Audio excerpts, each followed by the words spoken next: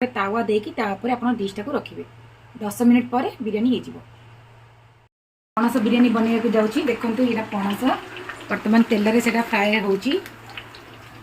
आउ एटा अनियन जोटा कि फ्राएड होके अच्छी एटा कचम्बर पर पियाज कटा है ग्रीन ग्रीन पुदीना पत्र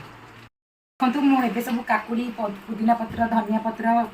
माने पणस बिरयानी बनवाई जहाँ सब सामग्री दरकार मुझे बसिक ये काटुली बर्तमान आईटा देखो पणस पणस बिरयानी बनवाई पणस कटाई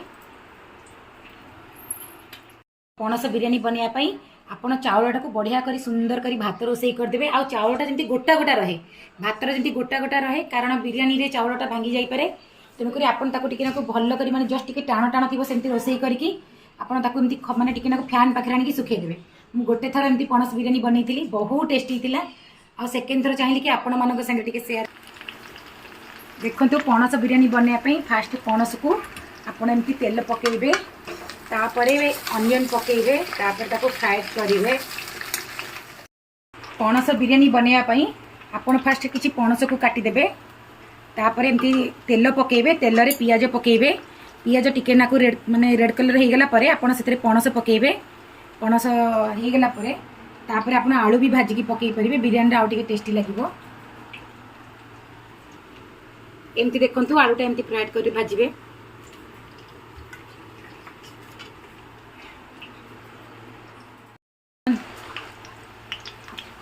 देखो पणसटा बर्तमान नाली कलर हो गलानी आम एथे अदा रसुण पेस्ट पकेबा आपण क्वांटिटी देखिकी पकेबे मु एथे 4 चम्मच अदा रसुण पेस्ट पकेची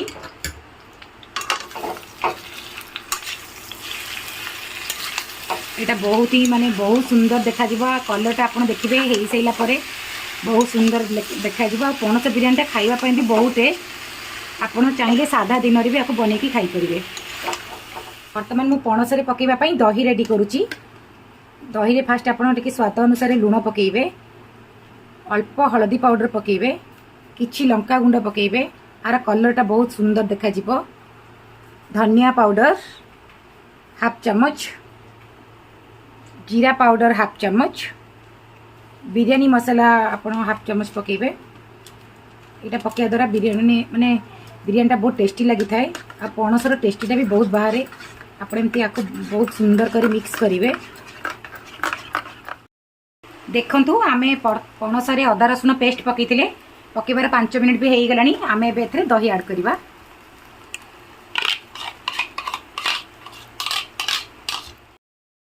दही ऐड कर एमती घांटे टिके नाकू मसलाटा सबुआड़े हो देखु दही पकेबार 10 मिनिट हो गलानी आम मसला भी पूरा भलसे कषि हो जाइए। बर्तमान आम एथे अध गिना पानी दबा अध गिना पानी देखिए आपको पुणी आउ टिके नाकु घांटी देबे कारण एटा सिझिबो ना अध गिना पानी देई बर्तमान आपण ताको 15 मिनिट पे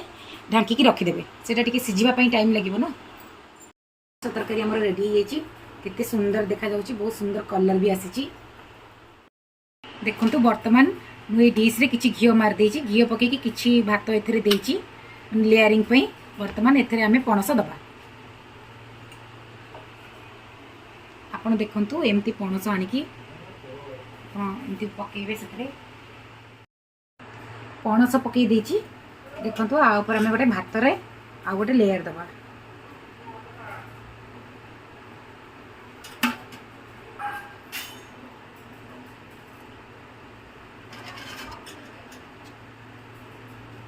भातटा भी बहुत सुंदर देखो गोटे लेयर कंप्लीट हो जाइए आम ये रखी फ्राएड अनियन पकेबा ए आ धनिया और पुदीना कटाई धनिया पुदीना ए भी ऐड करवा मिसेक रखी ये जस्ट एमती पकेबा सुंदर देखा जाए आप जिते फूड कलर पकेबे ताको क्षीर एबे हमर बिरयानी प्रस्तुत हो जाइए एबे दम दवाई आम रेडी करवा फ्राइड अनियन को आपन पकेबे एटा हमर फाइनल प्रोसेसिंग कटा ही रखि धनिया पुदीना पत्र पकेबे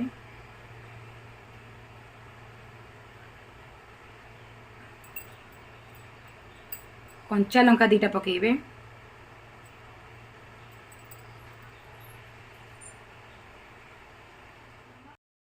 एबे 10 मिनिट हो गलानी। देखो आम बिरियानी प्रस्तुत हो सारी, बहुत सुंदर देखा जाउची, आपण माने देखि पाउथिबे हो सारी। एबे आमे सर्व करबा। देखंतु मु एबे बिरियानी सर्व करछि, मु निजे भी एबे खाइली, बहुत टेस्ट हेची। आपण थरे भी पणस बिरियानी घरे बनातु आ टेस्ट केमिति हेची निहाती भाबे जणेबे। देखंतु बिरियानी रो बहुत सुंदर कलर हेची आ बहुत टेस्ट भी हेची। मु एमिति किछि नुवा रोसई कले आपण मानक संगे शेयर करबी। मु एबे रहूची, बाय।